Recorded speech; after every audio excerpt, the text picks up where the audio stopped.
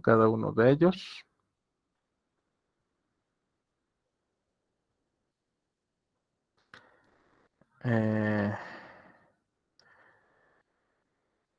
Hemos visto que de qué se trata cada uno de los sistemas, los estados de la materia. Hemos visto cómo se caracterizan, ¿no?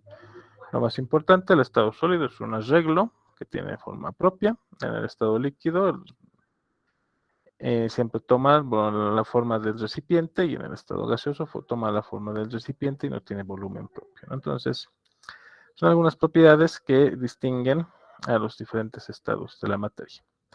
Digamos, desde el punto de vista más científico, por decirlo así, el estado sólido se caracteriza por una fuerte cohesión de sus partículas. Quiere decir eso, que hay una fuerte atracción entre ellas.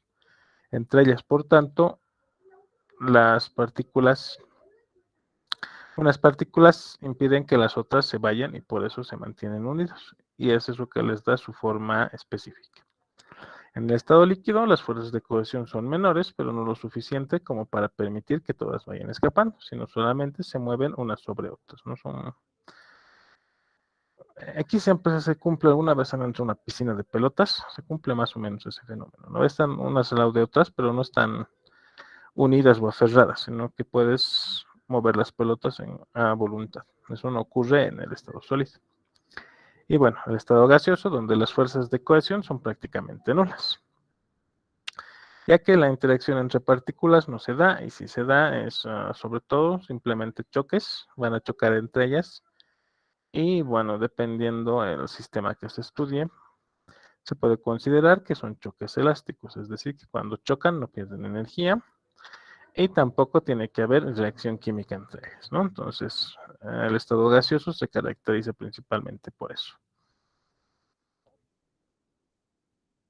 Muchos de los gases son inertes, ¿no? O sea, por ejemplo, el nitrógeno es inerte, el oxígeno es muy reactivo, pero en estado gaseoso es mucho menos.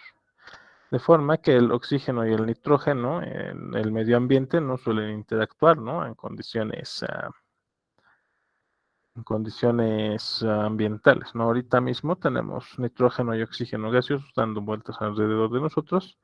Sin embargo, no hay una interacción propia entre ellos. O sea, no, más allá de chocarse, no interactúan de otra forma. No forman otro compuesto químico ni nada por el estilo. Entonces, eso caracteriza el estado gaseoso. Ya dicho esto, podemos entrar a ver un poco acerca de los fenómenos físicos. ¿Qué son estos? Como dice aquí, son cambios que sufre un cuerpo, materia o sustancia, sin alterar su composición. Y esa es la parte más importante que tenemos que tomar en cuenta. Son cambios que le ocurren a la materia en la cual no alteran su composición, ¿sí? O sea, eso es lo que define que sean procesos físicos. Y ocurren cuando se lleva a cabo un proceso cambio que puede ser reversible, sin perder sus características, propiedades, ni modificar su naturaleza.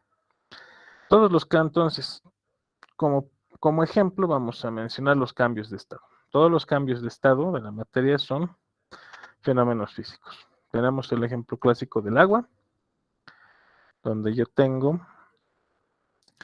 parto de un cubo de hielo, por decir, ¿no? Este cubo de hielo se va a derretir mediante la fusión, ¿no? Si lo caliento lo suficiente, se va a derretir mediante la fusión y se va a transformar en agua líquida, ¿no? Entonces estoy pasando de agua sólida a agua líquida.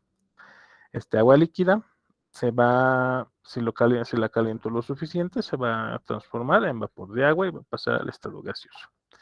En estas tres etapas, y solo estoy considerando la ida, ¿no? De sólido a gaseoso, en las tres etapas, la composición de la sustancia que estoy considerando no ha cambiado, ¿no? Todo el tiempo la sustancia se ha mantenido con su composición, ¿no ve? Esta es agua sólida, esta es agua líquida y esta es agua gaseosa. Entonces su composición no ha cambiado. Entonces, como dice, suele ser un proceso que se lleva a cambio y que puede ser reversible, ¿no? Vemos aquí mismo la reversibilidad de los cambios de estado, ¿no? De gas se vuelve líquido y de líquido puede volver a ser gaseoso.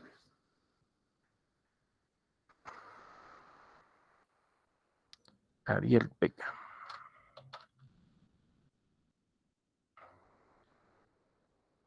Bien, creo que sí es alumno del curso, entonces que entre.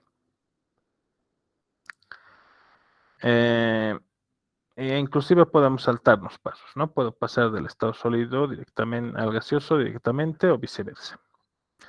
Lo importante de los fenómenos físicos es que no cambian su composición. Y eso es lo que tenemos que fijarnos al momento de juzgar si un fenómeno es físico o químico. Vamos a ver algunos ejemplos, ¿no? Por ejemplo, ahí está el calentamiento, ¿no? Que no cambia la naturaleza de la sustancia, tan solo varía su temperatura, ¿no? Aquí está el calentamiento global, si quieren. Creo que es eso, ¿no? Muestran un iceberg que se está derritiendo lentamente. Entonces, lo único que cambia es la temperatura de la sustancia, no cambiando así su naturaleza. Este bloque de hielo gigante va a seguir siendo, bueno, este bloque de agua sólida va a seguir siendo agua después de derretirse. Otro fenómeno físico puede ser el movimiento, que es lo que varía la posición de un cuerpo, ¿no? Entonces, el movimiento, aquí tenemos un tren bala, que obviamente se transporta a velocidades, a altas velocidades. Pero el fenómeno del movimiento no cambia su composición o su naturaleza. Luego, la rotura, ¿no? Cuando un objeto se rompe o se ve dividido en partes más pequeñas. Aquí tenemos el ejemplo de un plato roto. A ver, ¿dónde está mi puntero? Aquí tenemos el ejemplo de un plato roto, donde las piezas, las partes del plato que están rotas va a seguir teniendo la misma composición del plato original. Entonces, lo único que ha pasado es que se ha dividido, ¿no? Pero no hay un cambio en su composición. Luego está la deformación, el fenómeno de la deformación, donde se modifican solamente la forma de los objetos. Entonces, aquí tenemos una llanta pinchada, donde vemos que porque le falta aire, este lugar se ha quedado plano, ¿no? Entonces, se está deformando mi llanta. Otro ejemplo de deformación puede ser, ¿no? Cuando tajamos un lápiz. Al tajar el lápiz le estamos dando punta y estamos deformando, ¿no? Porque la forma inicial del lápiz no tiene esta punta, sino que es rectito, ¿no? No tengo un lápiz sin tajar a la vista. No uso lápiz hace tanto. A ver, quizás si se ve, aquí tengo un lápiz sin tajar, ¿no? Entonces su estado de partidas tiene esta forma y usamos el tajador para darle punta, entonces lo estamos deformando. La composición del lápiz sigue siendo la misma, solo ha cambiado su forma. Entonces, volvamos a decir, los fenómenos físicos se caracterizan por que ocurren sin un cambio en la composición de la sustancia que está en estudio. O del sistema, si quieren verlo así, ¿no? Ya sabemos que cualquier cosa que nosotros estudiamos va a ser nuestro sistema. Sigamos adelante. A ver, aquí tenemos un cambio físico a escala molecular, ¿no? Donde tenemos las moléculas que no sufren ninguna variación, sino que son idénticas antes y después del cambio. Entonces aquí yo tengo un sketch o un dibujo de moléculas de alcohol en estado líquido, ¿no? Como vemos están al fondo del recipiente y si tuviera más seguramente tomarían la forma del recipiente en el que las contengo. Entonces se produce el efecto de la evaporación. Si nosotros echamos en alcohol en una superficie, vamos a ver que lentamente se evapora, ¿no? Eso debido a una propiedad intrínseca del etanol de evaporarse. Este es un cambio físico, donde vemos que las moléculas de etanol, aún así cuando se están evaporando, mantienen su integridad, ¿no? Siguen siendo moléculas de etanol. Y ya, entonces hemos visto varios ejemplos para darnos cuenta de que en los cambios físicos o fenómenos físicos, la composición de mis sustancias no cambia. Muy bien, ahora veamos los fenómenos químicos. Para esto tenía que preparar. Tengo que abrir este link. A ver, denme un segundito. Entonces, los fenómenos químicos. Veremos de qué se trata un fenómeno químico. Se llama fenómeno químico a los sucesos observables y posibles de ser medidos en los cuales las sustancias intervinientes cambian su composición química al combinarse entre sí. Entonces, lo importante de un fenómeno químico es el cambio de la composición química, aunque suene redundante, ¿no? Cambian su composición. Lo veremos así. Cambian la composición.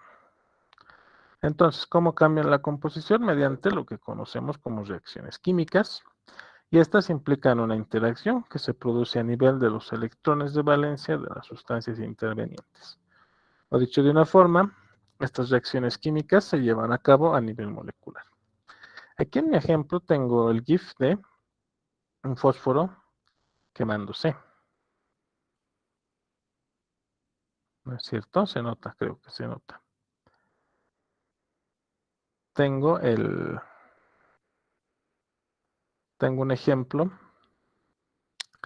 de la combustión de una cabecita de un fósforo, ¿no? Vemos, esto está grabado en slow motion, lo cual nos permite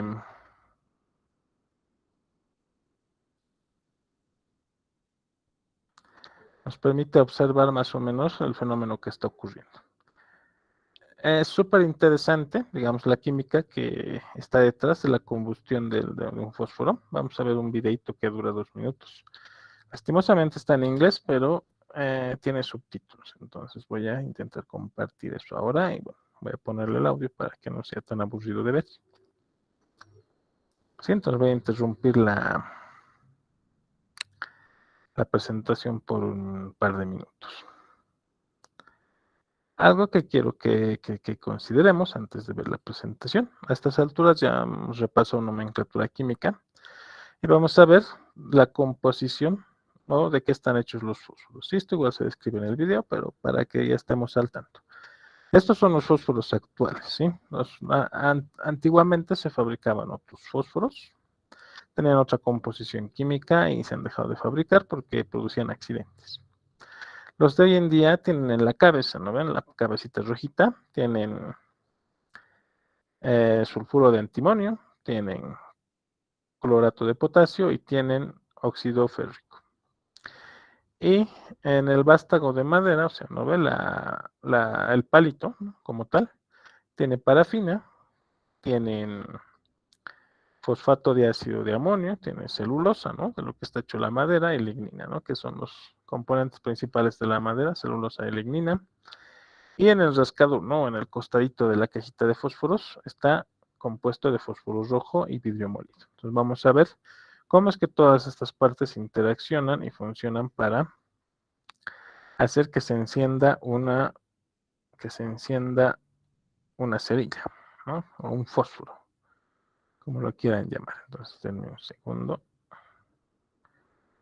Y ya voy a dejar de compartir por un momento, porque para compartir pestañas hay que hacer unas maromas en Google Meet. Déjenme ver si puedo aumentar la calidad al máximo. Ojalá no se trabe. Aquí está, vamos a compartir una pantalla. Entonces vamos a ver. El video está en inglés, ¿sí? Traten de leer los subtítulos para entender de qué se trata. A ver, ya debo estar compartiendo. Sí, ¿verdad? Ya estoy compartiendo. Ok, entonces veremos este video. Como ven, dura 2 minutitos. Aquí están los subtítulos. A ver, veamos si puedo volverlos más grandes.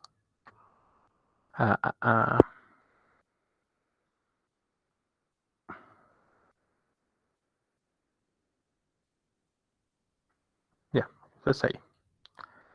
Entonces aquí tenemos los subtítulos en español. Entonces, como dicen, aquí empieza, ¿no? Con lo que dice en la pantalla. ¿Qué ocurre cuando enciendes un fósforo? O en inglés, what happens when you light a match. Entonces, prestemos atención al videito. Van a ver que es medio bien interesante en realidad. The head of a match uses antimony trisulfide for fuel. Potassium chlorate helps that fuel burn and is basically the key to ignition, while ammonium phosphate prevents the match from smoking too much when it's extinguished. Wax helps the flame travel down the matchstick, and glue holds all the stuff together. The dye, well, that just makes it look pretty. On the striking surface, there's powdered glass for friction and red phosphorus to ignite the flame. Now the fun stuff.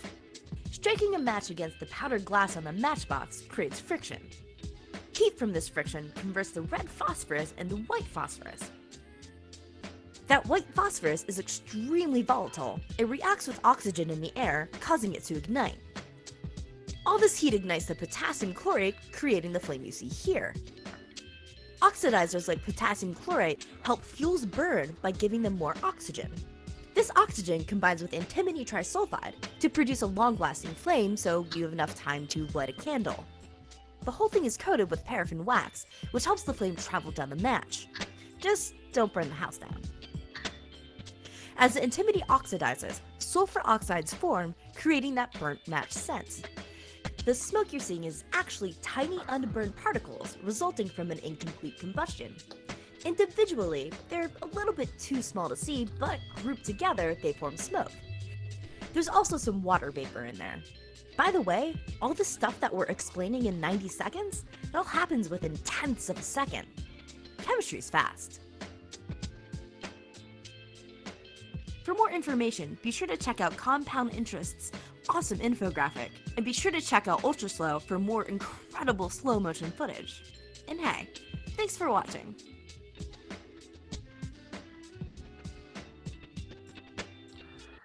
Muy bien, el videito se explica por sí solo, pero podemos ver algunas partes, digamos, para intentar entender qué ha pasado. Aquí primero nos muestran la composición del fósforo, ¿no? Es lo que yo les decía. Tiene trisulfuro de antimonio, tiene clorato de potasio, tiene fosfato de amonio y tiene parafina, cera de parafina, ¿no? Que es lo que están hechas las velas. Y un pegamento que mantiene todo unido e inclusive te muestra, ¿no? Que tiene un tinto rojo. Ahí hay fósforos, he visto fósforos cafés, he visto rojos bien claritos, de todo color. Luego también te explica un poco de lo que está hecho el ladito derecho de la caja, ¿no? Donde rascamos el fósforo, está hecho de fósforo rojo y vidrio en polvo, que es lo que le da fricción, ¿no? Entonces lo que te dice es que cuando raspamos el fósforo contra la cajita de fósforos, el fósforo que tiene la cabecita, que es fósforo rojo, que ya vamos a ver que es un alótropo del fósforo, ¿no? Es un fósforo rojo, es amorfo, cambia a fósforo blanco, que es el otro alótropo del fósforo. Y este fósforo es muy reactivo, entonces como hemos visto va a reaccionar con las moléculas de agua circundantes. Va a reaccionar con el oxígeno circundante produciendo la primera llama, ¿no? Entonces se va a generar calor de forma en la superficie del fósforo y este calor va a hacer que el clorato de potasio ignite, o sea que se prenda, ¿no? Que se prenda fuego en el clorato de potasio.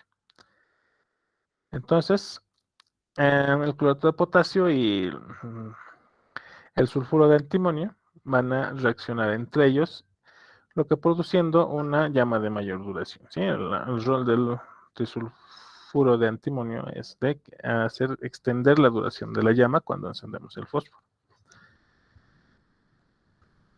Luego, como esto tiene cera de parafina, esta va a ir se han de fijar alguna vez, si se fijan detenidamente, después de prender un fósforo, baja como una especie de liquidito hacia el palito del fósforo, y eso es justamente cera de parafina, o es un compuesto orgánico que se utiliza para hacer que estimular a que el palito de fósforo se encienda, ¿no? Eso se usa como comburente, no como combustible. Entonces, a medida que se oxida el antimonio, ¿no? Porque el clorato de potasio es un oxidante fuerte, se va a ir oxidando el antimonio, se van a ir liberando gases de combustión, ¿no? Y los primeros que se forman son el óxido de azufre. Ese óxido de azufre que le da el olor característico a los fósforos, ¿no? Siempre han debido, se siente, ¿no? Cuando ignitan un fósforo, cuando lo prenden, libera un olor característico, ¿no? Entonces ese olor se debe a los óxidos de azufre que se forman. Aquí lo dice en plural porque seguramente se forman más de un tipo de óxido, ¿no? Por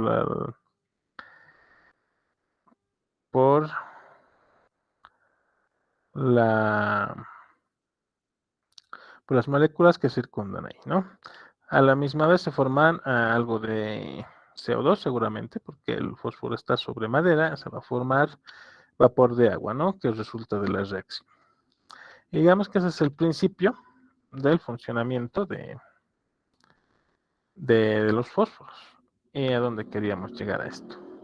Hemos visto que el fósforo está hecho de varios compuestos químicos. Y al finalizar la reacción de combustión, ¿no? O sea, cuando el fósforo termina de quemarse, ha cambiado su composición totalmente, ¿no? La sal de clorato de potasio ha cambiado, la sal de sulfuro de antimonio ha cambiado, y así sucesivamente. Entonces, continuando con la exposición, un cambio químico ocurre cuando las sustancias cambian su composición, ¿sí? Es un ejemplo al que todos estamos familiarizados, quizás no a un nivel tan profundo, ¿no? De ver exactamente qué está ocurriendo ahí o qué compuestos están involucrados, pero todos hemos encendido un fósforo alguna vez en la vida. Y ahora podemos entender más o menos qué está pasando ahí. Aquí está el link del video, porque si lo quieren visitar después para verlo en más detalle, ¿no? Siempre sé que es complicado verlo cuando se está se está transmitiendo. Muy bien, dicho esto, podemos seguir explorando algunos ejemplos de fenómenos químicos. Como tal, ya lo he mencionado, está el fenómeno de la combustión, ¿no? Pero ahora está hablando del fenómeno de la combustión cuando quemamos papel o madera, ¿no? Y en ella, el carbono del papel o la madera va a reaccionar con el oxígeno del ambiente, formando dióxido de carbono, cenizas y vapor de agua, ¿no? En estas cenizas queda el carbono que no ha terminado de reaccionar, que vamos a ver más adelante, que forma unos compuestos llamados alótropos. Luego, la oxidación, que es otro fenómeno químico, que ocurre cuando un objeto se oxida, que cuando un objeto de hierro se oxida, se produce una transformación del metal en herrumbre, es decir, desaparece el hierro y aparece el óxido de hierro. Por aquí no tengo ese ejemplo, ¿no? Pero podemos ver, digamos, que la fruta, ¿no? También se oxida de cierta forma. Los plátanos empiezan amarillos debido a la oxidación del etileno que contiene la cáscara, se van cambiando de color, ¿no? Con el tiempo se vuelven negros. Tenemos otros ejemplos como la putrefacción de los alimentos, la respiración celular, ¿no? La digestión y la fermentación de cereales, ¿no? Entonces, por ejemplo, la fotosíntesis, ¿no? Es un ejemplo muy válido para la respiración celular. Nosotros sabemos que las plantas consumen dióxido de carbono del medio, lo transforman mediante reacciones químicas en glucosa como su alimento y luego desprenden oxígeno hacia el medio ambiente, ¿no? Después de haber hecho toda esa reacción. Entonces, la fotosíntesis, por ejemplo, es un fenómeno químico, debido a que ocurre un cambio en la composición de las sustancias involucradas. La fermentación del vino, ¿no? Que se parte de jugo de uva, al cual se lo deja fermentar, o sea, sufre de una oxidación alcohólica, ¿no? Y los azúcares del vino se transforman en alcoholes, ¿no? Y en muchos otros compuestos que tiene el vino. La fermentación del pan, que es un principio similar, donde utilizamos levaduras, que son una especie de microorganismo que se alimenta de azúcares, ¿no? Y sus productos, bueno, se alimentan de azúcares produciendo CO2 y agua, ¿no? Como productos de reacción. Ese CO2 queda atrapado en la estructura del gluten y de los carbohidratos que tiene la masa y produce una hinchazón, ¿no? Produce que se infle. Cuando se fermenta el pan, ¿no? Si han hecho pan alguna vez, lo dejan fermentar por 1 o 2 horas y luego ven que inclusive duplica su volumen, ¿no? o su tamaño. Entonces, esa es la fermentación, se debe a la acción de la levadura sobre los azúcares de la harina de trigo. Y bueno, los fuegos artificiales, ¿no? Que funcionan bajo un principio muy similar al de cómo funciona el fósforo, ¿no? Claro que los fuegos artificiales, me parece que en la actualidad aún siguen basados en la pólvora, ¿no? La pólvora que contiene azufre, clorato de potasio y carbono, que después de la ignición, van a cambiar sus composiciones químicas, seguramente produciendo CO2, agua y algunos gases de nitrógeno. Entonces vemos que para que ocurra un cambio químico necesariamente, o un fenómeno químico necesariamente tiene que haber cambio en la composición de nuestras sustancias en cuestión. Entonces, para resumir toda esta parte, ¿no? Vamos a ver la diferencia entre fenómeno físico y químico. Los fenómenos físicos ocurren cuando las sustancias no cambian su naturaleza interna, solo la forma inicial. Al final de la reacción física seguimos teniendo la misma sustancia.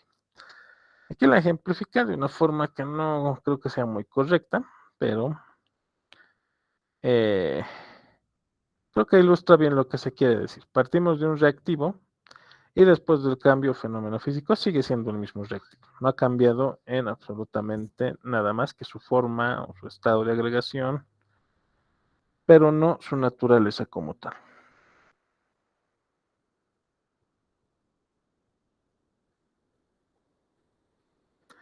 Luego tenemos los fenómenos químicos, ¿no? Donde las sustancias se transforman en otras muy diferentes tras la reacción química. Entonces, donde se ilustra de forma, digamos, de una forma sencilla, donde partimos de reactivos y llegamos a productos para mostrar que existe un cambio en la composición. Muy bien.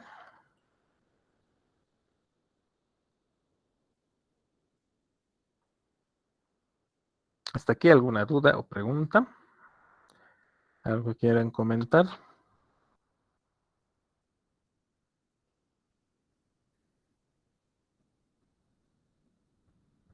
¿Está todo claro? Pues muy bien. En el material que he enviado para el día de hoy, me ha faltado poner esta parte, lo siento, por cuestiones de tiempo no podía agregar, lo que se conoce como el fenómeno de la alotropía. Esto es medio ambiguo, no es como tal un fenómeno físico-químico, quizás más se aproxima más a un fenómeno químico, ¿no? No, ni siquiera, tal vez a un fenómeno físico. ¿Qué es la alotropía? ¿No? Entonces, un fenómeno alotrópico ocurre cuando un elemento químico se puede presentar de dos o más formas diferentes en una misma fase y con propiedades distintas. Entonces, vamos a ver como ejemplo solo los alótropos del carbono, perdón. Entonces, aquí tengo varios ejemplos de alótropos del carbono. Tengo inicialmente el diamante, ¿no? Todos lo debemos conocer así, ¿no? Los diamantes que se ven en la tele, qué sé yo. Si alguien ha visto un diamante de verdad en su vida, avíseme, que debe ser rico. Entonces, el diamante tiene una estructura química de este tipo, ¿no? Es difícil notar aquí, tiene una estructura tetraédrica, que es lo que le da su estabilidad, su dureza, y por eso son tan duros. Y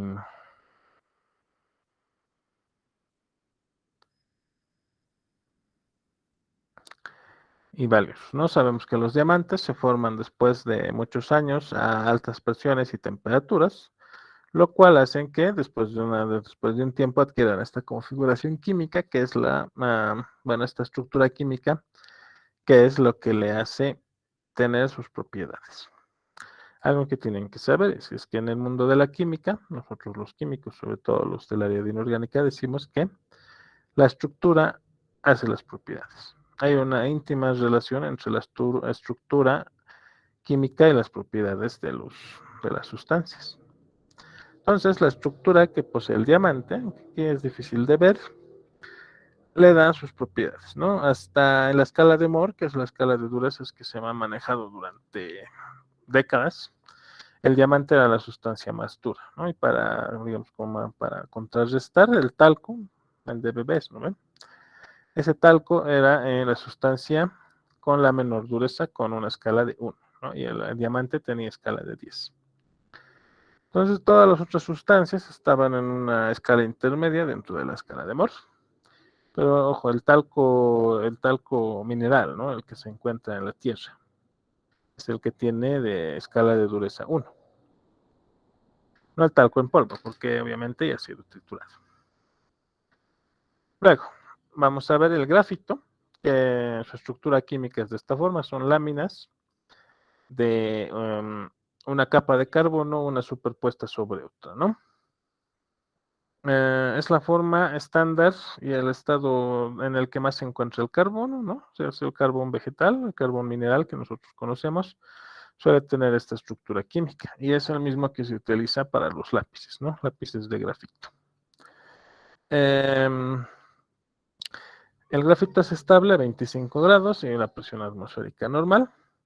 Es una red de átomos de carbono covalentes que están, donde un átomo de carbono está unido a otros 3. Y bueno, como hemos dicho, ¿no? Eso es lo que le da las propiedades. Perdón. La estructura es lo que le da las propiedades a los diferentes compuestos. Ahora vamos a ver. Ay, ¿por qué no apareces? Ahí está, vamos a ver una cosa que está muy de moda hoy en día y es el grafeno. El grafeno es consiste en una sola lámina de grafito, ¿no? A ver, veíamos hace rato. El grafito son láminas, una sobre otra, ¿no? Esto es básicamente hasta el infinito. Tengo una sobre otra lámina de grafito, una encima de otra. No, el grafito, entonces tengo una lámina sobre otra, sobre otra, sobre otra, ¿no? Entonces, cada una de estas láminas es una lámina de un átomo de espesor. Y hace 30 años, si no me equivoco, 20 años, se ha logrado separar una sola de esas láminas, a la que se ha llamado grafeno, ¿no? Porque se origina del grafito.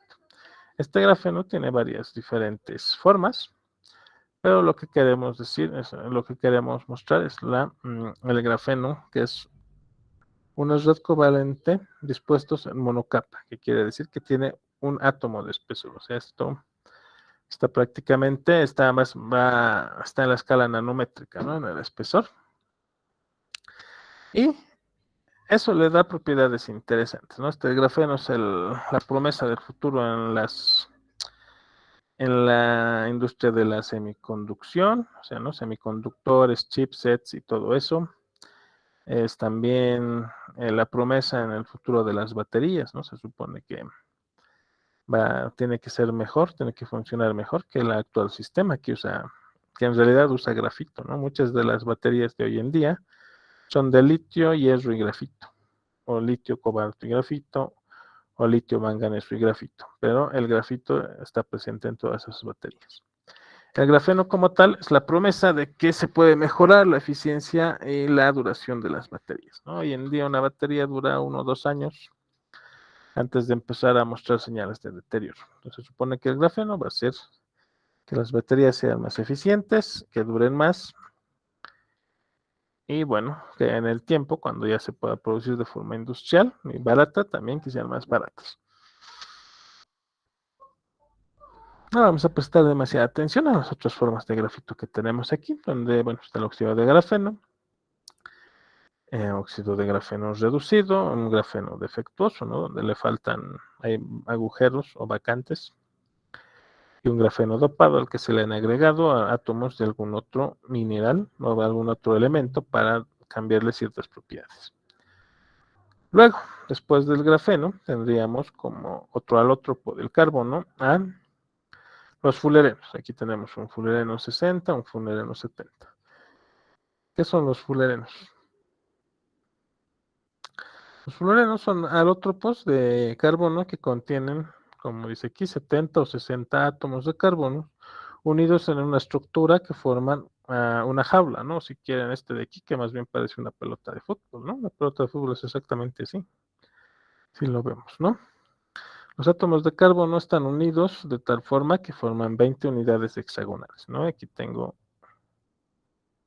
2, 3, 4, 5, 6. No, estos son 5. Bueno, forman 20 unidades hexagonales. Y 12 pentagonales. Ah, claro, aquí tengo un hexágono, 2, 3, 4, 5, 6. A ver, lo podemos marcar. ¿Dónde está mi bolígrafo? Entonces está formado de, como dice, está formado de 20 unidades hexagonales. Aquí tenemos una, ¿no? El fullereno 60 por lo menos tiene 20 de esos hexagonitos y va a tener 12 de estos pentagonitos que se ven aquí en la carita, ¿no? Entonces están hechos en forma de jaula, o más bien podemos asociarlo a una pelota de fútbol, ¿no? Los futboleros del curso. Luego, el otro y mucho muy interesante es el otro alótropo muy interesante serían los nanotubos de carbono que tienen esta formación, ¿no? Un nanotubo de carbono es básicamente una lámina de grafeno que se ha unido en sus dos puntas formando un tubo de este tipo. Y tengo una fotografía SEM de cómo deberían verse los nanotubos de carbono y como su nombre indica, sabemos que están en la escala nanométrica, ¿no? Estos también tienen aplicaciones interesantes, tanto en la electrónica como en la ciencia de materiales, ¿no? Yo tenía una compañera que trabajaba justamente haciendo polímeros de alta resistencia utilizando nanotubos de carbono a manera de fibras, ¿no? Para evitar que estos polímeros se rompan para aumentar la resistencia a la rotura de sus polímeros. Entonces, ¿qué queremos destacar? Todos estos alótropos están hechos todos de carbono, ¿sí? No tienen otro elemento, no tienen otra composición, todos están hechos de carbono, pero se presentan de diferentes formas. El fullereno, el nanotubo de carbono, el grafito y el diamante, todos se presentan en estado sólido, ¿sí? Todos están en estado sólido, pero tienen diferentes estructuras. Y algo que tal vez les suene interesante, ¿no? El grafito, el fullereno y los nanotubos de carbono han estado con la humanidad desde el inicio, desde la prehistoria, desde el descubrimiento del fuego. ¿Por qué? Cuando nosotros quemamos madera o quemamos el carbón vegetal o el carbón mineral, durante las reacciones de combustión, este tipo de formas, o sea, la del grafito, la del fullereno y nanotubos de carbono, se van formando espontáneamente. Entonces nosotros cada vez que hacemos una parrillada o hacemos una fogata, estamos creando de forma inconsciente tanto fullerenos como nanotubos de carbono, e inclusive grafeno, ¿no? Sin embargo, al estar todos entremezclados con el grafito, su separación, y al ser tan pequeños, ¿no? Todos estos están en la escala nanométrica, al ser tan pequeños, su separación es imposible. Así que es más fácil hacerlos en un laboratorio que intentar separarlos de los restos de la combustión de la madera. Entonces, a este no sé muy bien dónde clasificarlo, ¿no? Porque no es como tal un fenómeno físico, porque no está cambiando de estado, y tampoco parece ser un fenómeno químico, ¿no? Porque la composición sigue siendo exactamente igual. No parece una deformación, no parece un cambio de temperatura, entonces habría que buscarle quizás una propiedad que nos diga, ¿no? ¿Qué es lo que está pasando? Sería un cambio de estructura, ¿no? Ahora, como hay alótropos de carbono, hay alótropos de azufre, hay alótropos de fósforo y de varios otros elementos, ¿sí? Entonces van los elementos, dependiendo su origen, van a tener diferentes estructuras sin cambiar su composición. Muy bien, ¿alguna duda o pregunta, algún comentario acerca de los alótropos, de los fenómenos físicos o químicos? Muy bien, creo que no. Si todo está claro, continuaremos. Entonces vamos a ver ahora algunos ejercicios. Sí, vamos a tratar de decir si lo que estamos viendo en el dibujito es un fenómeno físico o es un fenómeno químico. A ver, ¿quién me quiere decir? El primerito, ¿no? Este que dice fundir hielo. ¿Sería un fenómeno físico o químico? Fenómeno físico. Fenómeno físico. Muy bien, a ver. Ya, puedo aceptar respuestas en el chat y también si prenden su micrófono y me dicen Vale, ay. Entonces, este sería un fenómeno físico. Muy bien. Cortar un papel. Físico, químico. Físico. Físico. Sí, siento Físico.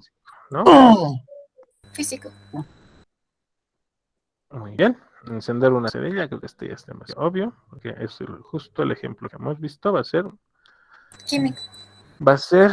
un fenómeno químico. Disolver azúcar en el café. A ver, esto es para pensarlo. Químico. ¿Estás segura? Físico.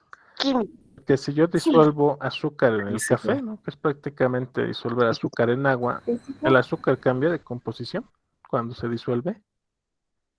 No, No. es físico. No, no ve. es físico. Entonces la disolución va a ser un proceso físico, ¿no? Un fenómeno físico. Entonces hay que tener cuidado, ¿no? No hay que precipitarnos, hay que ver, analizar un poco qué está pasando. Estirar una gomita, o una liga en realidad, ¿no?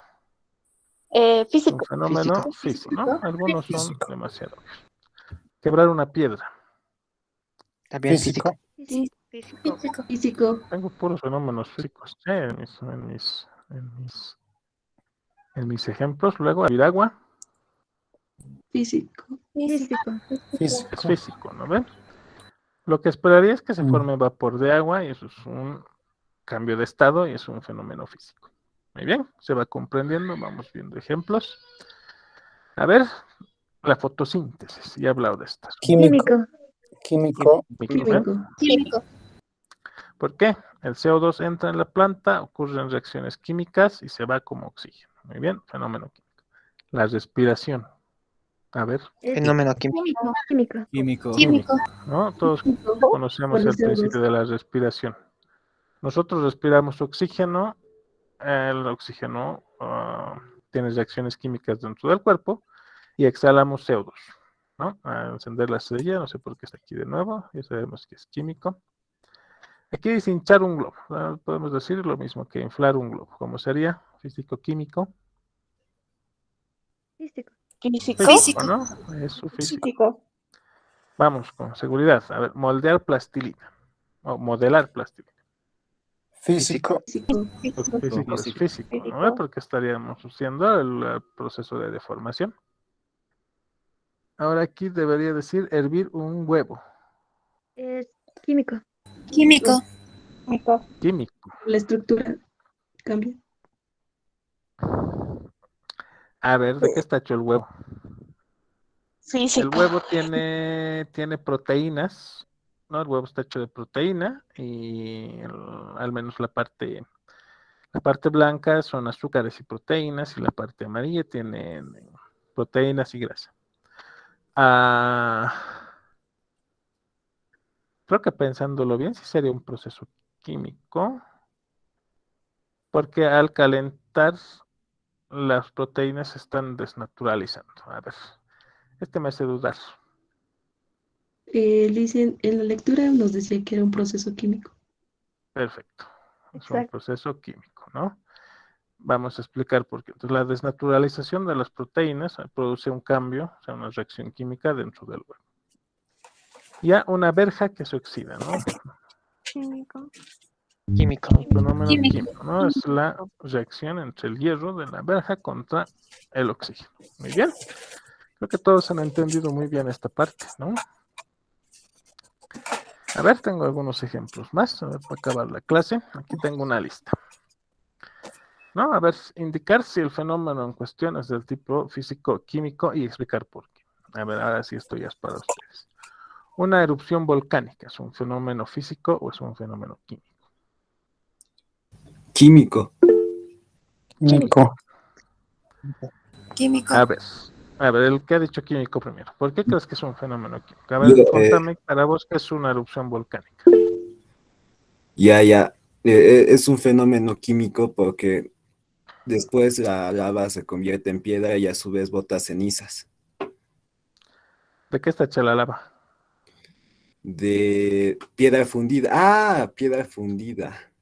Entonces, ¿es físico? Es un fenómeno físico, ¿no? Porque, como dices, la lava es roca fundida. Es una roca a la cual tiene una composición, la sometes a suficiente temperatura y va a cambiar de estado sólido a estado líquido. Va a erupcionar el volcán, tu piedra fundida va a caer en el mar o eventualmente se va a enfriar y va a volver a ser la misma roca, ¿no? No debería cambiar su composición. Entonces, una erupción volcánica va a ser un fenómeno físico.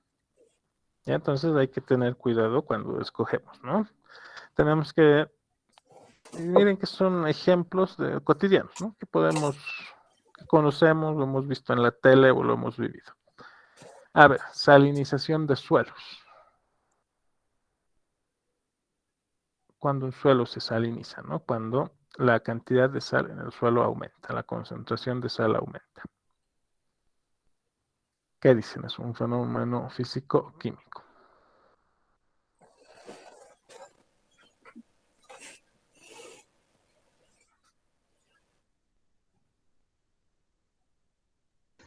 Químico. Ya me lo estás diciendo, dudando, pero sí. La salinización de suelos va a terminar siendo un fenómeno químico. ¿Por qué? Cuando tú introduces sales en un suelo que no los tenía antes, estas sales van a reaccionar con los compuestos químicos de la tierra o del suelo en el que estaban y va a haber un cambio en la composición. Entonces tenemos un proceso químico. Corrosión de metales. A ver, este ya lo hemos visto hace ratito, ¿no? Es un proceso químico o físico. ¿Ah? Químico, ¿no? La corrosión de un metal es cuando el metal termina deteriorándose por acción del medio ambiente, un ácido o alguna cosa. Y por ende va a cambiar su composición química. A ver, digestión de alimentos en el cuerpo humano.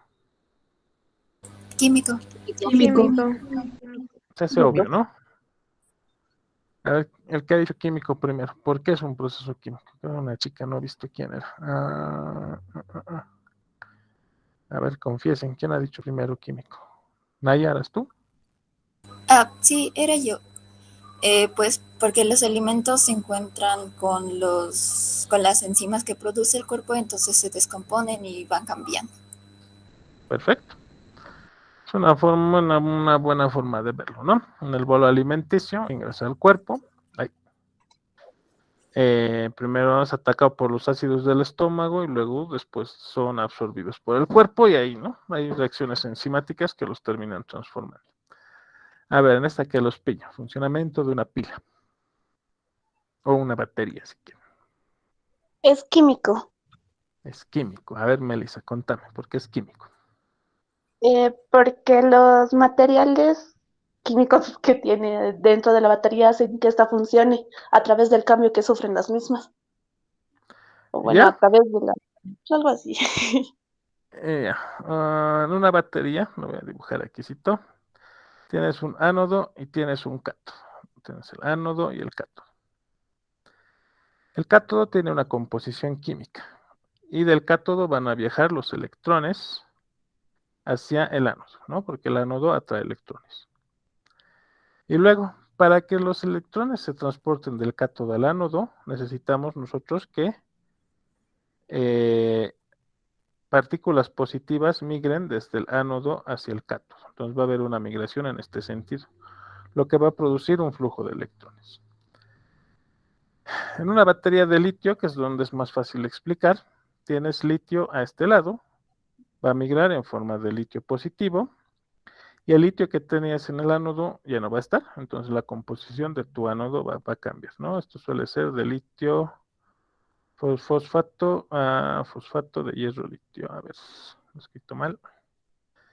Fosfato de hierro litio suele ser la composición del ánodo, no, del cátodo. El cátodo suele ser de fosfato de hierro litio. Entonces, este litio se va a ir al ánodo como litio positivo y te va a quedar atrás el fosfato de hierro, ¿no? Y en el ánodo, que suele estar hecho de grafito, hemos visto, ¿no ve? Que son como laminitas, el litio va a venir y se va a posar dentro de eso. Entonces tienes carbono 6, que es la fórmula del grafito, y vas a tener al final carbono 6 con litios positivos. Entonces hay un cambio en la composición química entre el cátodo y el ánodo. Por tanto, es un fenómeno químico. El granizo. A ver, cuando cae granizo del cielo. A ver, ha levantado la mano Rubí. A ver, ¿es Rubí o Rubí? Rubí. Rubí, Es muy un bien. cambio físico. Es un cambio físico. A ver, contame, ¿por qué sería un cambio físico? Ya que no se forman nuevas sustancias, sigue siendo la misma sustancia de agua, pero lo que cambia es lo que cambia de estado a sólido, digamos. Perfecto, muy bien dicho. Entonces, el granizo va a ser un fenómeno físico. El agua, que está dispersa en el medio ambiente, va a cambiar de estado sólido por la acción de la temperatura y luego va a caernos en nuestras cabezas. Muy bien, está muy bien. Fenómeno físico. Las baterías de los autos. Supongo que también. Químico. Es químico, ¿no? Químico. La batería del auto va a tener el mismo principio, solo que la batería del auto tiene ánodos de plomo y está disuelto, están sumergidos en ácido sulfúrico, ¿no? Entonces hay un movimiento de electrones también entre estos dos y ocurre un cambio en la composición. Que no está bien explicado esto, pero es el principio base, ¿no?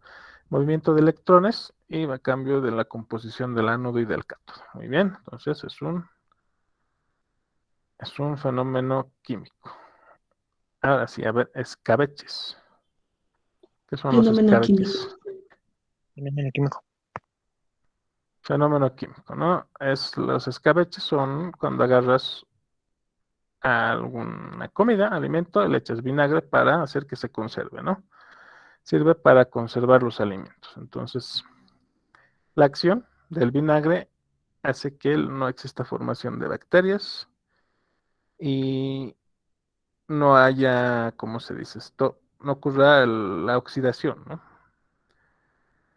Para que no se produzca la putrefacción. A ver, leudado del pan, esto hemos visto, ¿no? Sería fenómeno, ay, miren, ¿por qué me dejan escribir mal? Esto es químico. Ya, leudado del pan, físico-químico. Es químico. Químico. ¿No? Hemos visto justamente hace rato, ¿no? El leudado del pan es lo mismo que la fermentación. Los incendios. Ya, son fenómenos naturales, ¿no? Pero a ver, químico o físico. Cuando ocurre un Químico. incendio.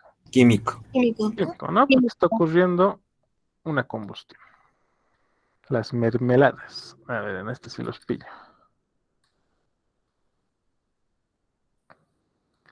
¿Qué son las mermeladas?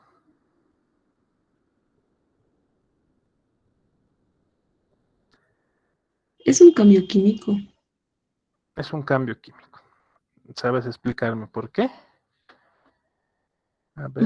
Según lo que Reina. conozco es, sí, según lo que conozco es que se tiene que hacer cocer las frutas, perdón, y entonces ahí existiría un cambio estructural de las proteínas que puedan contener, de los azúcares que puedan Carbohidratos. contener, Sí. carbohidratos, sí, Muy bien.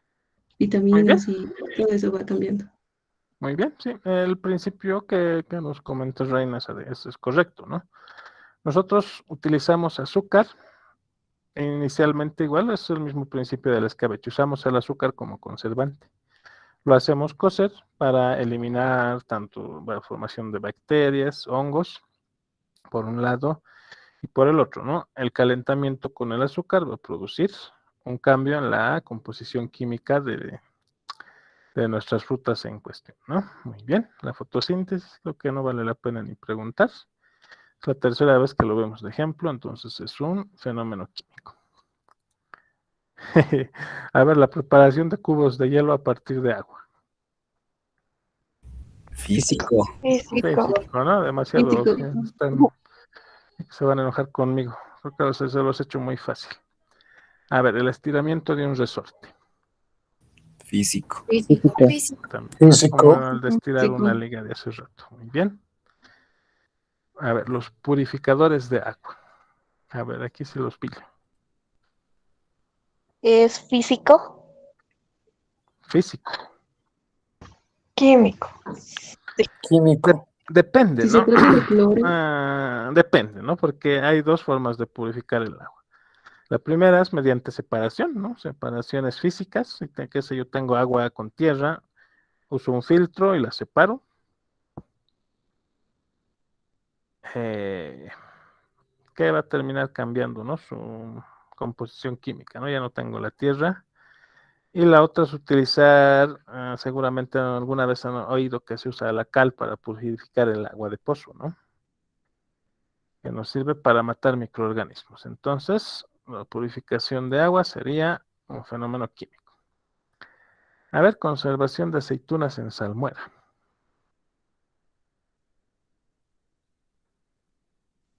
Cambio físico. Físico. Químico. No sé, ¿Químico? a mí se me ocurre que es más Ok. bien químico, ¿no? Porque va siendo el mismo principio que las mermeladas y los escabeches, ¿no? Utilizamos a las salmueras agua con sal para conservar las aceitunas, ¿no? Entonces, el agua con sal va a producir un cambio en la composición química de algunos compuestos dentro de las aceitunas. Entonces, será químico. Condensación de agua sobre una ventana, ¿no? Es lo que pasa cuando está lloviendo, ¿no? Físico. Se nos empañan nuestros vidrios. Muy bien. Ahí, aquí está. No veo mi cursorcito. Entonces va a ser un fenómeno físico. Preparación de una infusión. ¿Saben qué es una infusión? T. Eso es un té, ¿no ve? ¿Qué dicen? ¿Físico o químico? Es un cambio químico. Químico. Hemos visto que el principio de la solubilidad es un proceso físico, ¿no? Cuando yo solubilizo algo, es un proceso físico. Entonces, cuando me hago un té, es más bien un fenómeno físico. ¿Sí? Una manzana que cae del árbol, ¿no? Como la famosa Físico. historia de Newton, Físico. va a ser un Físico. proceso, un fenómeno físico. Y para finalizar, uno muy fácil, arrugar un pedazo de papel. Físico. También físico. Físico. Físico. Físico. Entonces, ¿ya creen que son capaces de distinguir procesos físicos y químicos? A ver, tenemos algo de tiempo, creo que tengo un ejemplito más para mostrarles antes de acabar la clase. Muy bien. Aquí esta imagen de aquí arriba no es muy clara, pero a ver, intentaremos hacerlo. Dice, observe las moléculas de los siguientes gráficos y diga si pertenecen a cambios físicos o químicos e indique por qué. Entonces aquí tengo unas moléculas, unas pelotitas rojitas. Les ocurre algún proceso que no sé qué es y luego todas las pelotitas están ahí dando vueltas y separadas. ¿Qué creen que sea un cambio físico o un cambio químico? Físico. Físico. Cambio físico. Es fácil de ver, ¿no? Es un cambio físico. Más bien, pues hasta podríamos decir que es un cambio de estado, ¿cierto? Ahora aquí al lado, tengo, aquí estoy seguro que este tiene una pelotita blanca con 4 rojos que se junta con 4 pelotitas celestes y vemos ahora que las pelotitas blancas se va con 2 celestes y las rojas con celestes cada una. ¿Será un proceso químico o físico? Químico. Químico. Químico. Creo que es fácil de ver, ¿no? Que es un proceso químico. En realidad, este de aquí es el metano. Estas son 2 moléculas de oxígeno. Entonces está ocurriendo el fenómeno de la combustión, donde voy a formar el CO2 y 2 moléculas de agua. ¿Qué tal? Muy bien. Eso es todo por la clase de hoy. Entonces, estoy aquí para escuchar si tienen alguna duda o pregunta, aunque creo que la clase quedó demasiado clara, ¿no? Me parece que en general, como la mayoría, ahora sí es capaz, bueno, ahora son capaces de distinguir entre fenómenos químicos y fenómenos físicos, ¿no? Entonces, antes de responder, nos preguntamos qué cosa está pasando, hacemos un breve análisis y luego contestamos. Entonces, bien, les escucho si tienen algún comentario, alguna duda, pregunta. Bien, he acabado mucho antes de lo que esperaba, a decir verdad.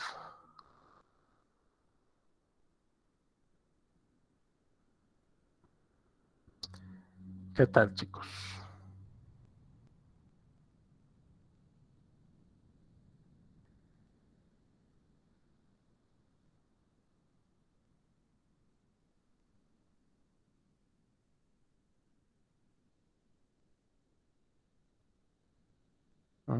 Díganme. ¿Algún comentario, alguna duda, pregunta? A ver. Muy bien. A ver, veo una pregunta de Leonardo. Dice, cuando se forma un mineral, ¿es un cambio físico o químico? Depende del mineral, ¿no? El origen del mineral es muy, muy importante. Por ejemplo, estábamos hablando de rocas volcánicas hace rato, ¿no? Entonces, estas rocas volcánicas vienen de dentro de los volcanes, van a tener una composición química, van a atravesar el proceso de la fusión y luego van a atravesar el proceso de la solidificación. Entonces, la composición Buenas química noches, del Inge. inicio y del final. Buenas noches. Yo amo la física. ¿Cómo es tu nombre, perdón? Que te he dejado entrar sin darme cuenta, por cierto.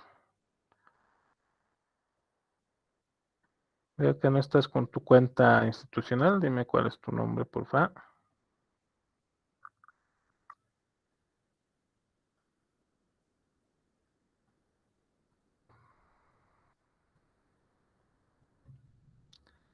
Bueno, mi error. Cualquier cosa lo sacamos. Entonces, a ver, la formación de un mineral podemos decir inicialmente que es un cambio físico, pero es mucho más, va mucho más allá de eso, ¿no? Y depende mucho de la definición de mineral que utilices, ¿no? Un mineral suele ser una sustancia pura que se encuentra en la naturaleza y se forma, bueno, que se encuentra en la corteza terrestre y se forma de manera natural.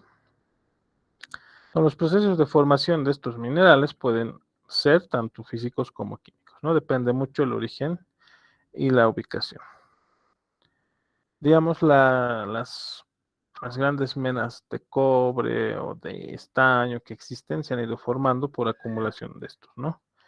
Y la composición como tal no ha cambiado, más bien es un fenómeno, va relacionado a un fenómeno físico tanto como la erosión y la sedimentación.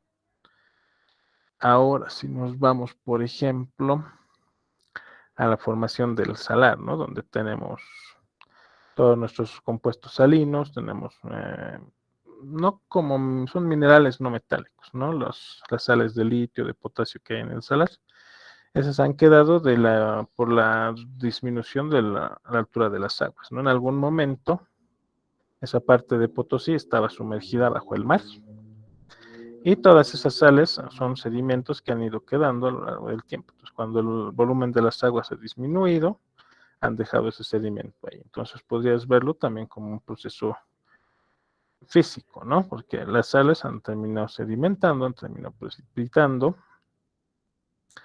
y el agua o bien se ha evaporado o bien ha bajado su volumen y ha dejado atrás todo lo que es el salar.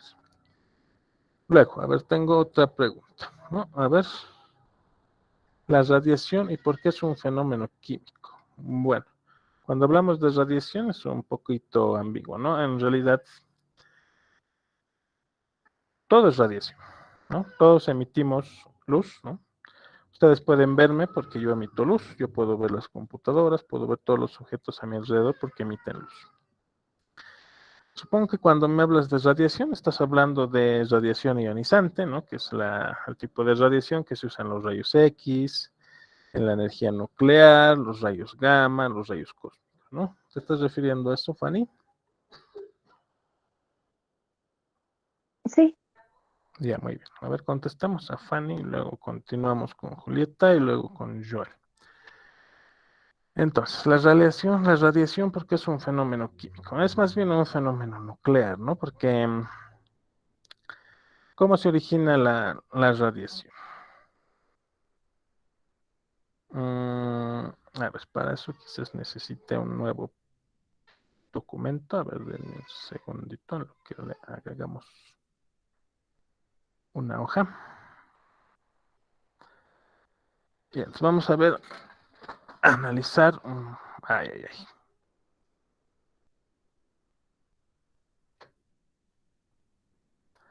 Vamos a analizar un poco de química nuclear. ¿Sí? Entonces nosotros tenemos algunos elementos que tienen, en su núcleo tienen protones y neutrones. Lo malo de esto A ver, protones y neutrones. Pues digamos que los azules son protones y los rojos son neutrones.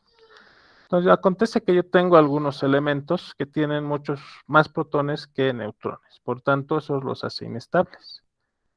Así que estos van a perder sus protones y se van a transformar en otros elementos, ¿sí? Entonces, a través de la pérdida de un protón, yo voy a transformar un elemento en otro. Y eso más bien no sé si sería algo así como un cambio físico, porque es más bien nuclear, ¿no? Porque el número de protones es el que define la naturaleza del elemento químico. Digamos, el sodio tiene 11 protones, ¿no? El litio va a tener 3 protones. No hay un litio con 2 protones, ¿no? Un litio con 2 protones más bien sería el helio. Entonces, las reacciones nucleares, las que producen radiaciones, generalmente o se liberan protones o se liberan neutrones, ¿no? Cuando liberamos neutrones no vamos a cambiar la naturaleza química de nuestro elemento, ¿no? Va a seguir siendo el mismo elemento, solo con más o menos neutrones. Pero si pierdes protones, sí va a ser, sí va a existir un cambio en la naturaleza química y física, ¿no? Porque también a los elementos, la cantidad de protones, electrones y neutrones que tienen les dan sus propiedades, ¿no? Tanto propiedades químicas como físicas y nucleares, ¿no? Las propiedades químicas como la reactividad, por ejemplo, las propiedades físicas como su densidad, su tamaño, su peso, en las nucleares, ¿no? Que son su capacidad de dividirse o de juntarse con otros átomos. Entonces yo más bien no lo vería como un punto de vista de un fenómeno químico, cuando ocurre, digamos, ¿no? La transformación de un elemento en otro al perder protones o ganar protones, que también se puede. Y luego, más bien como un fenómeno físico cuando pierden neutrones, ¿no? Porque va a perder sobre todo propiedades, van a cambiar sus propiedades físicas. Muy bien, entonces ahí vamos con la radiación. Cambio físico-químico. Este de la radiación puede ser, ¿no? Porque puedes perder protones y ganar neutrones o las dos cosas al mismo tiempo. La química nuclear o la física nuclear es súper interesante porque ahí gobiernan tanto las transformaciones químicas entre elementos como las transformaciones en las propiedades. Entonces quizás, y más bien la físico-química estudia, ¿no? La relación de la física con la química. Procesos físico-químicos. Hay muchos, ¿no? Hay reacciones químicas que a la misma vez que ocurren cambian de estado y ese tipo de cosas. Luego, a ver, Joseph, habías levantado tu mano después de que Julieta lanzó esta pregunta. ¿Qué me quieres decir? Sí, quería preguntarle si los fenómenos, el cambio climático y las estaciones del año son fenómenos físicos o químicos. Bueno, el cambio climático podrías decir que es el resultado de algunos fenómenos químicos, ¿no?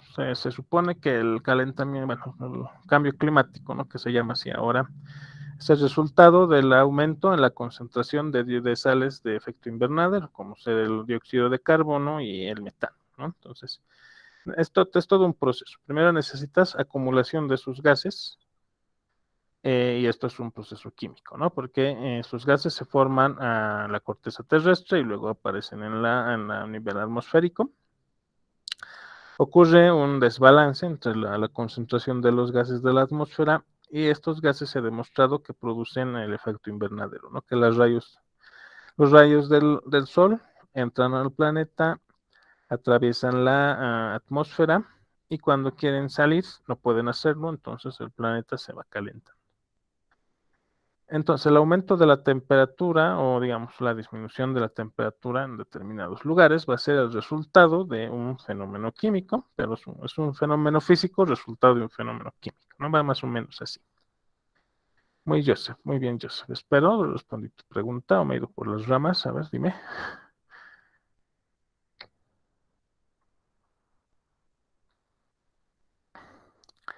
Y ya, entonces Melissa nos pregunta, ¿el proceso de la leche alguna de sus derivados, como el queso o yogur, es físico o químico. Por ejemplo, la producción de yogur se basa en la fermentación de la lactosa de la leche, ¿no? Entonces, utilizas bacterias que fermentan la lactosa. Bien, pues la galactosa de la leche y no la lactosa de la leche, no, la galactosa y la lactosa de la leche. Entonces ahí existe un cambio químico, ¿no? Porque estas bacterias funcionan más o menos al mismo estilo de las levaduras. En la producción de queso, la producción de queso es quizás más bien, también es un fenómeno químico, ¿no? Porque utilizas un agente, ¿cómo se le llama? No recuerdo el nombre específico para el proceso, pero lo que haces es cortar la leche y separas la proteína de la leche del suelo, ¿no? Eso también se puede considerar un proceso químico porque para separar esa proteína la tienes que desnaturalizar, ¿no? Utilizas un medio ácido para desnaturalizar a la proteína y esta precipita, ¿no? Eso también puede ser un fenómeno químico. Muy bien, Leonardo, has dado un ejemplo exacto, ¿no? De un elemento que es radioactivo, que va a transformarse, pero más bien creo que es el uranio 238, ¿no? El que cambia a plomo, pero bueno. El 235 también tiene su propio.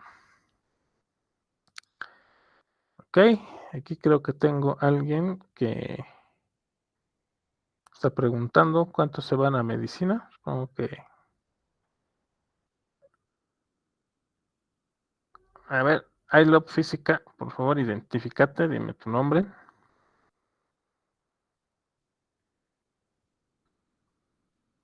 Muy bien, mi respuesta. A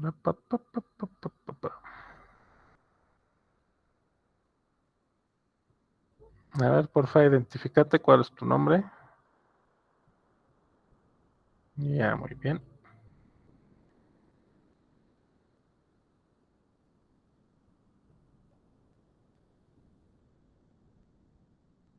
Ahí está por sacar. A ver, al menos veremos si estás en la lista.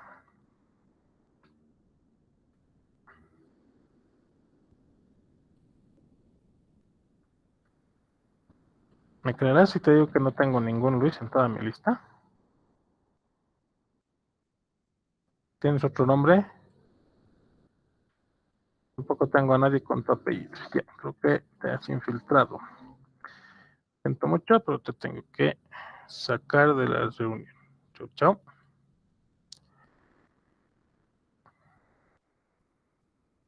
Así no me convences. Igual faltan 5 minutos. La próxima vez vas a tener que ingresar con tu correo institucional, si no, no te dejo entrar. Nos vemos. Ya, qué molestosos son algunos, ¿no? Muy bien, seguiremos respondiendo.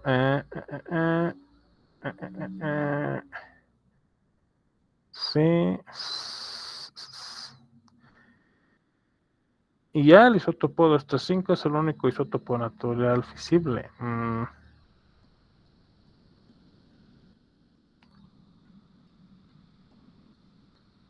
Ya. Ahora dice, cuando encendemos una vela y esta se consume, es un cambio físico o químico.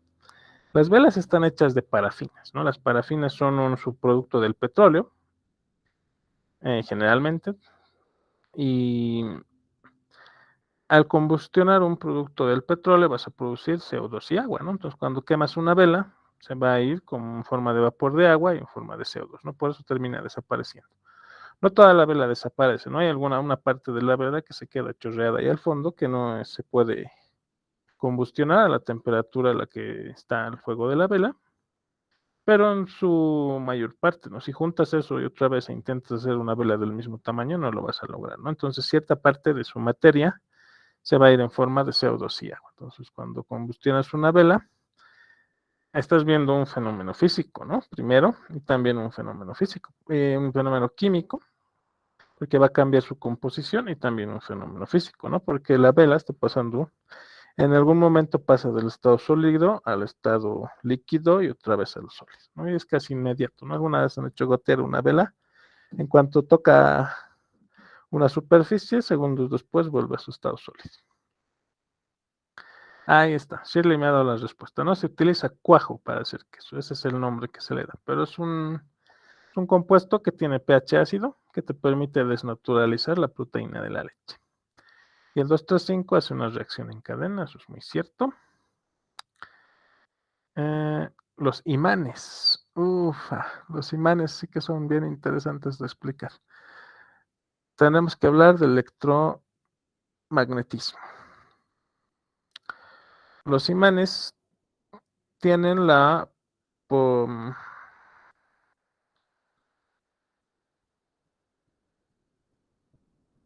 son un proceso físico a consecuencia de un proceso químico. Yo en un imán tengo un polo positivo y un polo negativo. Estos polos tienen lo que se conocen como campos magnéticos, ¿no ve? Más o menos van así. Entonces, el campo magnético generado por el imán va a ser un proceso físico, ¿no? Porque va a permitirte repeler a otros imanes, pero no les va a cambiar la composición. Sin embargo, un imán es el origen de un proceso químico. Los imanes ocurre que tienen a los electrones, los electroimanes tienen a los electrones orientados en una posición específica y esa orientación hace que se generen estos campos magnéticos, ¿no? Los electrones están orientados en formas específicas, lo que hace que se produzca el campo magnético. ¿Cómo convierto una barra de metal en un imán? Haciéndole pasar una corriente eléctrica. Si le hago hacer pasar una corriente eléctrica, mientras más fuerte sea esta, voy a ordenar de mejor forma los electrones en mi barra mi barra de hierro, ¿no? Mejor hierro. Los metales férricos son los mejores magnetos. Entonces, si hago atravesar una corriente eléctrica, voy a producir un ordenamiento de los electrones dentro de la estructura de... Sí, un rayo puede ser un imán, ¿no? Los parachoques, los pararrayos quizás podrían ser buenos imanes, pero nunca he visto uno de cerca. Muy bien, entonces hasta ahí tiempo cumplido. Ha sido interesante esto de los fenómenos físicos y químicos. Dejaré de grabar ahora mismo. ¿Listo?